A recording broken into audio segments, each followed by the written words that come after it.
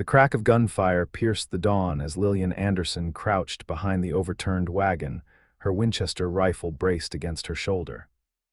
Lead slugs splintered wood inches from her head, but she refused to flinch. This was her land, her father's legacy, and no band of thieving outlaws would take it from her, not while she still drew breath. Arizona Territory, 1883. The harsh beauty of the desert stretched out around Lillian's modest ranch just outside Montezuma. 3 years she'd held on after her father's passing, 3 years of drought, hardship, and now this, the Malone Gang's fourth attempt to drive her off the property that sat atop the only reliable water source for miles. "You can't hold out forever, Anderson." Jeb Malone's voice carried across the yard. "Be reasonable. No woman can work this land alone." Lillian bit back her retort, conserving her breath as she counted shadows moving between the scrub oak and chaparral. 5 men, maybe 6. She had 12 rounds left and a stubborn streak wider than the Grand Canyon. "I'd rather die on my feet than live on my knees, Malone," she finally shouted, shifting position to peer around the wagon's splintered wheel. The bandits had been harassing her for weeks, stealing cattle, cutting fences, and poisoning her well once, though she'd caught them before any real damage was done. This morning they'd come in force, clearly intending to end her resistance once and for all. Lillian had been awake before dawn, as usual, and spotted their approach in time to take cover. Her ranch hands just 2 loyal Mexican vaqueros who'd worked for her father had been in town overnight delivering cattle. She was alone. The sound of hoofbeats made her stiffen. Reinforcements for Malone. But the approaching rider came from the east, the direction of town, not from the hills where the outlaws were entrenched. "Looks like you could use some help, madam," called a deep voice as a tall figure on horseback appeared at the edge of her yard, silhouetted against the rising sun. "I don't need charity, stranger," Lillian called back, even as a bullet whizzed uncomfortably close to her ear. The rider dismounted in one fluid motion, leading his horse to shelter behind the barn. Seconds later, he appeared beside her, pressing his back against the wagon. He was tall and broad-shouldered, with sun-weathered skin and eyes the color of a summer storm. A well-worn Stetson shaded his face and a star-shaped badge glinted on his vest. "Samuel Parker, U.S. Marshal," he said, tipping his hat. "And this isn't charity, madam. It's my job to uphold the law." Lillian's eyes narrowed. "I didn't send for any lawman. Your ranch hands found me in town." Said the Malone Gang was making trouble again. He checked his Colt revolver with practiced efficiency. "Though from the looks of it, you've been holding your own." Before Lillian could respond, a fresh volley of gunfire erupted from the hills. Marshal Parker returned fire with precision that spoke of years of experience. 6 men spread across those rocks," he said, nodding toward the ridge. 2 more circling behind the barn. "How did you been tracking them for months?" "Jeb Malone and his boys have robbed 3 stage coaches and killed a rancher up near Prescott." His eyes met hers. "May I suggest a plan, Miss Anderson, or would you prefer to continue this standoff your way?" Lillian hesitated only a moment. "I'm listening, Marshal." The next hour blurred into a coordinated dance of strategy and gunfire. Parker's presence changed everything, not just because of his skill with a gun, but his calm assessment of their situation. Following his lead, Lillian circled around to the root cellar while he provided covering fire, allowing her to emerge with a clear shot at 2 bandits who'd been trying to flank them. When she dropped both men with clean shots to their shoulders, Parker's eyebrows rose in appreciation. "Where did a rancher's daughter learn to shoot like that? My father believed in practical education," Lillian replied, reloading her rifle. "And I've had plenty of practice since he died." By midday, the tide had turned. 3 of Malone's men were wounded, another surrendered, and the remaining bandits retreated into the hills with Parker's warning ringing in their ears. "This is federal land now, Malone," he had shouted. "Come back and you'll face the gallows." As the dust settled, Lillian found herself studying the marshal as he secured the prisoners. He moved with an economy of motion that spoke of confidence without arrogance. Unlike most men she'd encountered, he hadn't once questioned her capability or suggested she leave the fighting to him. "I appreciate the assistance, Marshal," she said formally as they stood in her kitchen afterward. She'd offered coffee, the least she could do. "Though I want to be clear, I was managing." A smile touched his lips as he accepted the steaming cup. "You certainly were, Miss Anderson. In fact, I haven't seen shooting that fine since the war." "You fought?" she asked, noticing for the first time a slight stiffness in his left shoulder. "Union cavalry. Seemed like another lifetime ago." He gazed out her window at the sprawling ranch. "Your father built something special here." "Thomas Anderson was a dreamer and a builder," Lillian agreed, something in her chest loosening at the simple recognition of her father's work. "He came west with nothing but believed water would make the desert bloom, and you're carrying on his legacy. It wasn't a question. Trying to." Lillian's voice softened. "The railroad's coming through, and when it does, this land will be worth 10 times what it is now. That's why Malone wants it, not just for the water rights, but for what's coming." Marshal Parker nodded. "Progress brings opportunity and trouble in equal measure." "I suspect Malone will regroup and try again." "I expect he will." Lillian straightened her shoulders. "And I'll be waiting." "Well, Miss Anderson, I have prisoners to transport to Prescott," but he hesitated, something uncertain flickering across his weathered features. "I'd like to check in when I return next week, make sure there's been no further trouble." Lillian surprised herself by nodding. "I'd welcome that, Marshal Parker." After he departed with his prisoners, Lillian stood on her porch watching the dust trail fade into the distance. She wasn't naive enough to think the threat had ended, but for the first time in months, she felt something besides grim determination. It wasn't just relief at having survived another attack. It was the unfamiliar warmth of having fought alongside someone who saw her as an equal. True to his word, Marshal Parker returned the following week. He arrived just as Lillian was finishing repairs to her corral fence, damaged during the gunfight. Her ranch hands, Miguel and Ernesto, were busy with the cattle, and she'd taken on the task herself rather than waiting. "Miss Anderson," he called, dismounting with that same fluid grace she remembered. "How have things been?" Lillian pushed back her hat and wiped sweat from her brow. "Quiet, Marshal. No sign of Malone or his remaining men." "Good." He led his horse to the water trough. "I delivered the prisoners to justice. The 2 you wounded will stand trial next month, and Malone, still at large, I'm afraid. But with most of his gang locked up or scattered, he'll have a harder time causing trouble." Lillian nodded, returning to her work. "I can handle one desperate man." Parker didn't contradict her, but instead reached for a fence post. "Mind if I lend a hand? Been riding since dawn and could use the exercise." She almost refused out of habit, too accustomed to proving she needed no assistance, but reconsidered. "I wouldn't turn down an extra pair of hands." They worked side by side through the afternoon, the rhythm of their labor comfortable and strangely companionable. Lillian found herself talking more than she had in months, telling him about her father's journey west, her own education back east before she'd been called home when he fell ill, and the challenges of running the ranch after his death. "Most people thought I'd sell," she admitted, driving a nail home with a decisive blow. "Including my father's banker. He still sends potential buyers my way every few months. But you stayed. This land is in my blood now," she said simply. "I couldn't imagine being anywhere else." As the sun began to set, casting long shadows across the yard, Lillian invited the marshal to stay for supper. She wasn't much of a cook, another skill she'd been forced to acquire after her father's passing, but the rabbit stew was hearty enough. Over the meal, Parker spoke of his own life raised in Ohio, drawn west after the war like so many restless young men. He'd tried mining and ranching before finding his calling with a marshal's badge.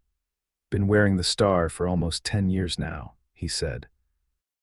"Seen the territory change for better and worse." "And which is it in your estimation?" Lillian asked. "Better or worse?" He considered the question seriously. Both, I suppose. Law's stronger, which is good, but some of the wildness is going, and I find I miss it at times. The freedom of it, Lillian nodded. That's what my father loved most, no one to answer to but yourself and the land. As Parker prepared to leave the next morning, he paused by his horse. I have business in Tucson, but I should be back this way in 2 weeks or so. Lillian nodded, suddenly aware of how much she'd enjoyed his company. The fence could use more work on the north section. His smile reached his eyes. I'll bring my gloves. True to pattern, Marshal Parker returned when he said he would, and then again after that. Each visit extended a little longer than the last, his assistance on the ranch becoming less a courtesy and more a shared endeavor. Lillian found herself looking forward to these visits, planning projects they might tackle together, recipes she might attempt for their shared meals. Spring turned to summer, and the pattern of Parker's visits became a constant in Lillian's life. They repaired fences, rounded up strays, and once tracked a mountain lion that had been preying on her calves. Through it all, their conversation flowed easily, touching on books they'd read, places they'd seen, and dreams they still harbored. You never married, Marshal? Lillian asked one evening as they sat on her porch, watching lightning dance across distant mountains. Sam, he corrected her as he had begun doing in recent weeks. And no, came close once before the war. Emily was her name. His expression grew distant. She couldn't understand why I had to go fight, married my cousin while I was away. I'm sorry, he shrugged. For the best, looking back. She wanted a settled life. I've never been good at staying in one place. He glanced at her. What about you? No suitors breaking down your door, Lillian laughed. Few men are interested in a woman who can outshoot them and doesn't need their protection. Their loss, Sam said quietly, his eyes holding hers for a moment longer than usual. The air between them seemed to thicken, charged like the atmosphere before the storm. Lillian looked away first, her heart beating a strange rhythm she hadn't felt in years, perhaps ever. More coffee. She offered, rising abruptly. Thank you, no. Sam stood as well. I should turn in. Dawn comes early. That night, Lillian lay awake long after she should have been sleeping, listening to the occasional creaks of her home and the soft sounds of night birds outside. She was not a romantic woman. Life had taught her practicality above all else, but something was changing between her and Sam Parker, and she wasn't entirely sure what to do about it. The question became moot the following week when trouble returned to her doorstep. Lillian was in town collecting supplies when she overheard the conversation at the mercantile. Two cowboys, dusty from the trail, were talking in low voices about riders they'd seen, men matching the description of Jeb Malone and several new accomplices. Heading toward the Anderson place, one said, and Lillian's blood ran cold. She abandoned half her purchases, threw what she had into her wagon and raced for home, pushing her horses harder than was wise in the summer heat. As she crested the final hill overlooking her ranch, her worst fears were confirmed. Smoke rose from her barn and several riders circled her house. Malone had returned, and this time he'd brought firepower. Lillian didn't hesitate. She drove her wagon into a ravine out of sight, grabbed her rifle, and began making her way through the brush toward the ranch house. Her rage was cold and focused. This was her home, built with her father's sweat and preserved with her own determination. No outlaw would take it from her. She was still a quarter-mile out when she heard gunfire, not the sporadic shooting of Malone's men, but the disciplined response of someone defending the property. Her heart leaped. Miguel and Ernesto must have fought back rather than fleeing. But as she drew closer, she realized the shooting came from a single position near her house. A lone figure moved with military precision between cover points, laying down suppressive fire that kept Malone's gang scattered and disorganized. Sam Parker had arrived before her. Lillian didn't waste time wondering why he was there. Instead, she used the distraction he provided to circle behind two of Malone's men who were trying to flank the house. Her first shot took one in the leg, her second knocked the gun from the other's hand. Lillian Sam's voice carried across the yard. East side, she pivoted in time to see another rider emerging from behind her chicken coop. Her rifle barked once, and the man tumbled from his saddle, clutching his shoulder. For 20 minutes, they fought in tandem, communicating with gestures and short calls, covering each other's movements and gradually gaining the upper hand. When Jeb Malone himself finally broke cover and made a desperate run for his horse, Sam's bullet caught him in the thigh, dropping him into the dust. "It's over, Malone," Sam shouted, advancing with his gun trained on the outlaw leader. "Federal marshals are on their way. This time you won't escape justice." Malone, his face twisted with pain and hatred, spat into the dirt. "You're a fool, Parker. This ain't over. Not while there's money to be made here." "The only place you're going is prison," Sam replied evenly. "Miss Anderson's land is protected by law now and by me personally." The intensity in his voice made Lillian glance at him sharply, but there was no time to dwell on his words. Together, they secured the remaining outlaws, tending to wounds and preparing them for transport. It was only later, after the federal marshal Sam had summoned arrived to take custody of the prisoners, that Lillian had a moment alone with him. "You weren't due back for 3 more days," she said, watching him clean a graze on his forearm where a bullet had come too close. "How did you know?" "I didn't," Sam admitted, wincing as she helped wrap a clean bandage around the wound. "I finished my business early and was on my way back when I saw the smoke." He paused, his eyes finding hers. "The thought of you facing them alone again, I couldn't ride fast enough." The simple honesty in his words made her throat tighten. "Thank you for coming back." "Lillian," Sam's voice had dropped lower, something in it she hadn't heard before. "I would always come back." The implication hung between them, too significant to ignore but too new to acknowledge fully. "Why?" she asked finally, needing to hear him say it. Sam set aside the bandages and took her hands in his, calloused fingers gentle against her equally work-roughened skin. "Because in all my years of wandering, I've never met anyone like you. Because when I'm away, I find myself thinking about this place, about you, more than my duty." Lillian felt her carefully constructed defenses beginning to crumble. "I'm not an easy woman, Sam. I'm stubborn and independent and brave and brilliant and exactly who you're supposed to be," he finished for her. "I wouldn't change a thing about you, Lillian Anderson, not one single thing." When he kissed her, it wasn't the tentative gesture of a suitor testing boundaries, but the decisive action of a man who knew exactly what he wanted. Lillian responded in kind, her arms winding around his neck as years of solitary strength gave way to the novel sensation of being truly seen and valued. Later, as they sat on her porch watching the stars emerge, Sam's arm around her shoulders, Lillian allowed herself to imagine a future different from the one she'd resigned herself to. Not one where she gave up her independence or her father's legacy, but one where she shared both with someone who understood their worth. "What happens now?" she asked, her head resting against his shoulder.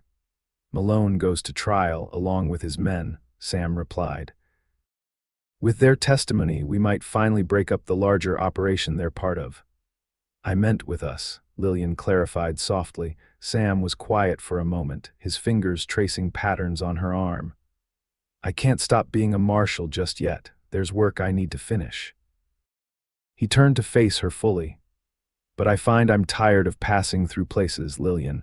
For the first time in my life, I want to stay somewhere, with someone." "Is that a proposal, Marshal Parker?" she asked, her voice steady despite the rapid beating of her heart. "It's the beginning of one," he answered honestly.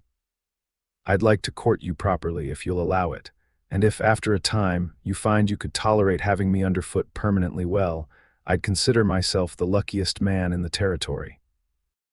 Lillian smiled, a full, unguarded expression rarely seen on her face. "I think I could tolerate that just fine." Summer faded into autumn, and Sam's visits became longer, the gaps between them shorter. He arranged his duties to keep him in the vicinity of Montezuma as much as possible. And Lillian found herself adapting her routines to include him, not because she needed his help, but because she wanted his company. Word spread through the territory that Marshal Parker had unofficially claimed the Anderson Ranch as his jurisdiction, and perhaps its owner as well. The banker stopped sending potential buyers. The cattle barons who had once eyed her water rights with calculation now nodded respectfully when she came to town.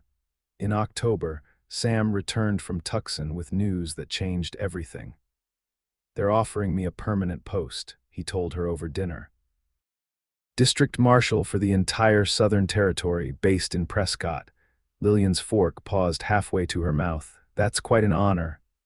"It would mean more stability," Sam continued, watching her carefully. "Regular hours for the most part, a proper home instead of boarding houses and camps." "You'd be good at it," she said, resuming her meal though her appetite had diminished. Prescott was nearly 100 miles away, too far for the easy visits they'd grown accustomed to.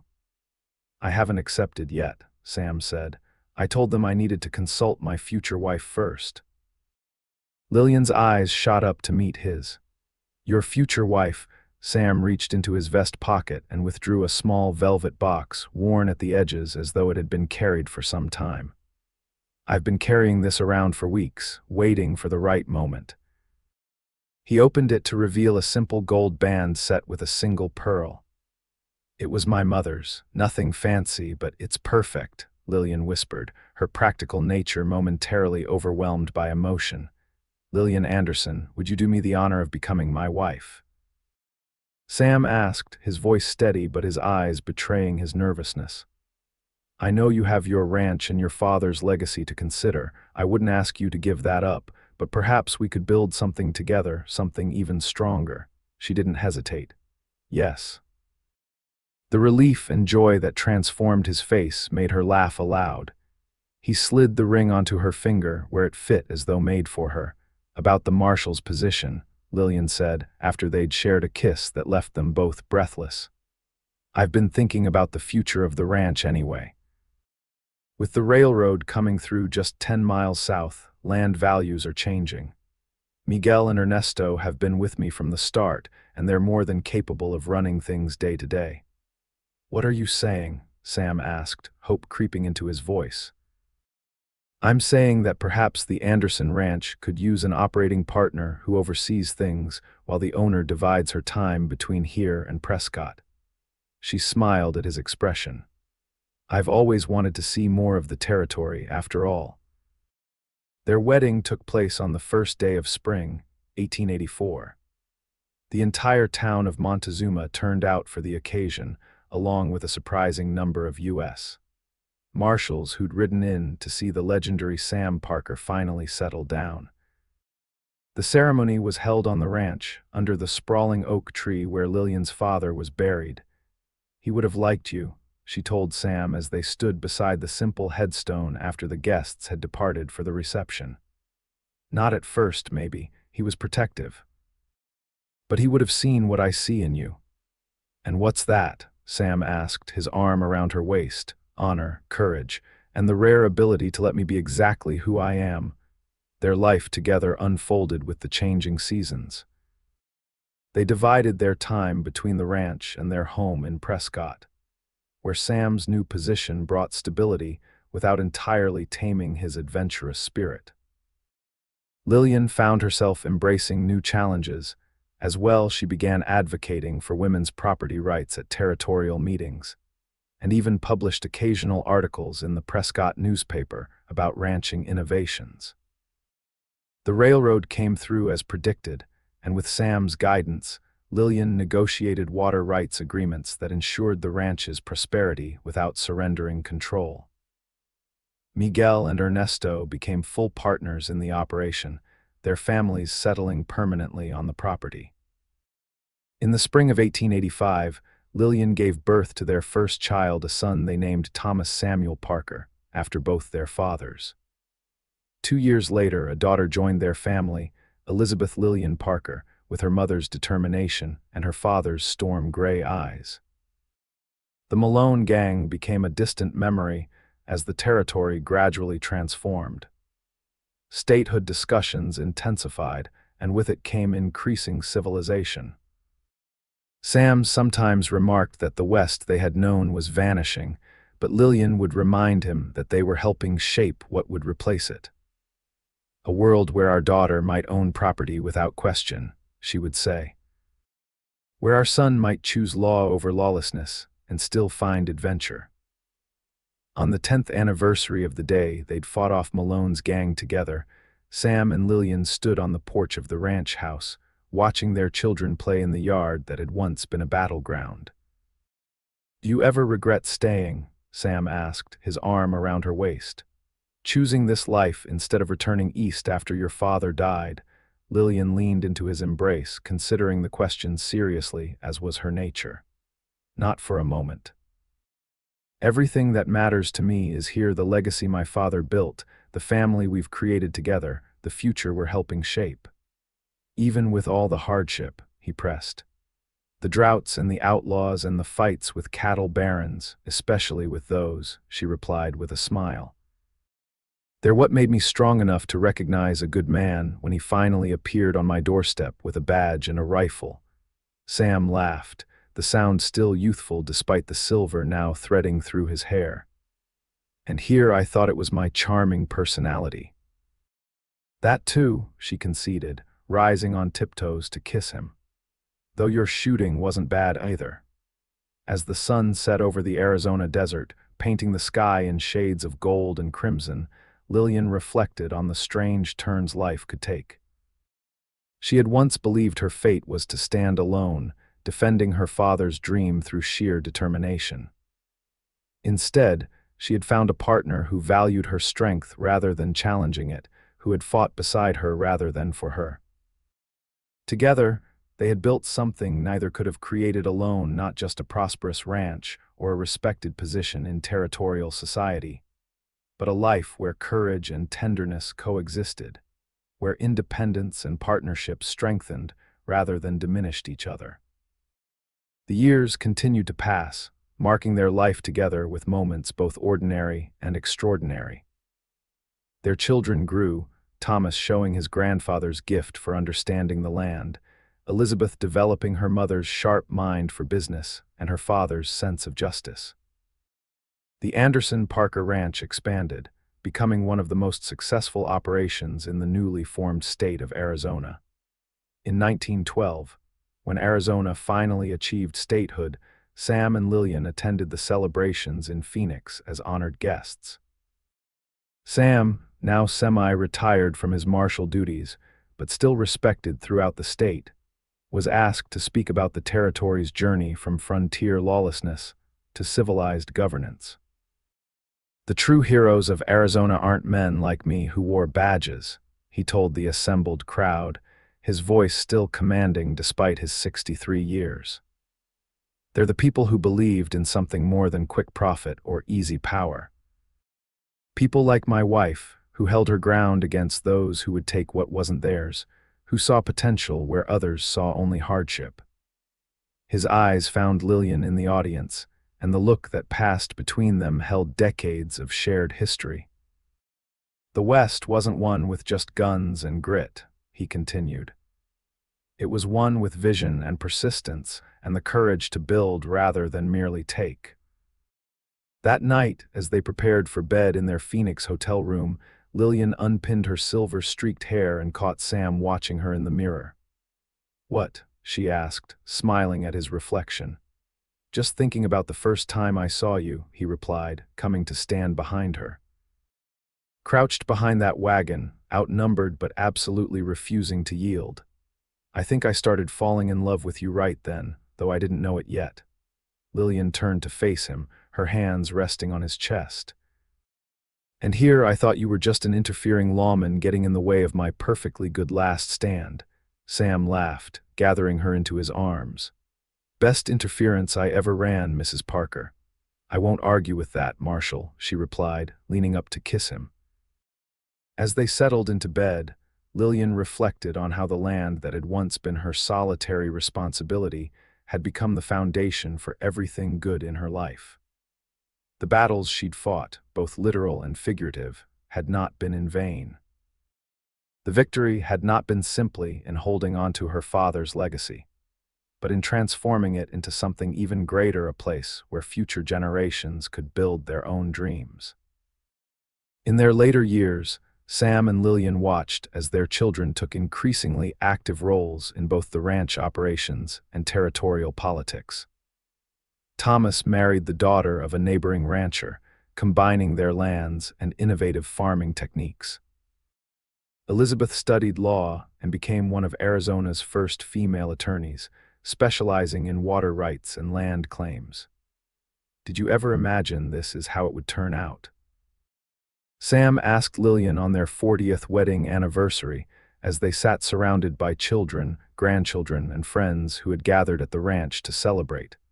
"Not in my wildest dreams," Lillian admitted. "I was just trying to survive each day to keep what was mine." "And look what you built instead," he said proudly, watching their youngest grandchild toddle across the same yard where they had once fought for their lives. The ranch house had been expanded over the years, but they had preserved the original structure at its heart. The wagon that had provided Lillian's cover during that first battle had been restored and now stood as a monument near the entrance to the property, a reminder of how their story had begun. As twilight descended on their anniversary celebration, Sam led Lillian away from the gathering to the old oak tree where they had exchanged their vows 4 decades earlier. The headstones had multiplied. Lillian's father had been joined by old friends, loyal ranch hands, and even Sam's parents, whose remains he had brought west after their passing. "This land holds our whole story," Lillian said softly, her hand in his as they stood before the markers. "Not our whole story," Sam corrected gently, "just its beginning. The rest is written in our children's lives, in the changes we helped bring to the territory, in the people whose lives we touched." Lillian leaned against his shoulder, content in a way her younger self could never have imagined. "When I was fighting off those bandits that first day, all I wanted was to protect what was mine. I never dreamed I might gain so much more than I was defending." Sam's arm tightened around her. "That's the beauty of fighting the right battles, my love. Sometimes victory brings rewards you never thought to ask for." As night fell on the desert they both loved, stars appeared in a sky unchanged since the days when they had first stood together against those who would take what wasn't theirs. The land remained, enduring beyond the span of any single life, but transformed by the vision and courage of those who had cherished it. The story of Lillian Anderson and Samuel Parker became part of local legend, not just for their stand against outlaws or their success as ranchers, but for the partnership they had forged when such equality between men and women was rare.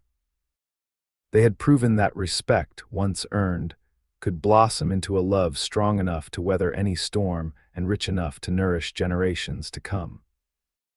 In the years that followed, as Arizona grew and changed with the new century, their descendants would point with pride to the original Anderson homestead and tell the tale of a stubborn woman who refused to yield, a principled lawman who recognized her worth, and the extraordinary life they built together on land reclaimed from lawlessness and transformed by love. And sometimes, in the quiet of early morning when mist still clung to the valley, locals would swear they could see 2 figures riding the boundaries of the old Anderson Parker ranch, a woman with a rifle across her saddle and a tall man with a marshal's star, side by side as they had lived, guardians of the legacy they had created together. But these were just stories, of course echoes of a time when the West was still wild, when courage was measured by what you would defend and love by who you would fight beside. The truth was both simpler and more profound. 2 people who might never have met had circumstances been different had found in each other not just a partner for life's battles, but a reason to build something that would outlast them both.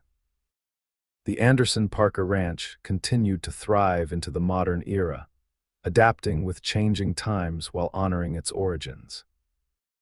The water source that Jeb Malone had once coveted now supplied not just the ranch but neighboring communities as well. managed through cooperative agreements that Lillian had helped pioneer. On the 100th anniversary of Thomas Anderson's original land claim, the state of Arizona designated the property a historic landmark. The plaque erected near the old oak tree told of frontier determination, justice in lawless times, and a love story that had helped shape the character of the early state. It read, in part, "On this land, Lillian Anderson stood her ground against those who would take by force what had been built with vision and labor. Here, U.S. Marshal Samuel Parker recognized not just a fight worth joining, but a woman whose courage matched his own. Together, they defended not just a piece of earth, but the principle that true strength lies in what we build rather than what we conquer. Their legacy continues in the land they loved and the values they upheld. And so their story remained, not just in family histories or local legend, but in the very soil of Arizona, a testament to what can grow when courage meets respect, when battle gives way to partnership, and when the land itself becomes both witness to and foundation for a love as enduring as the desert sky.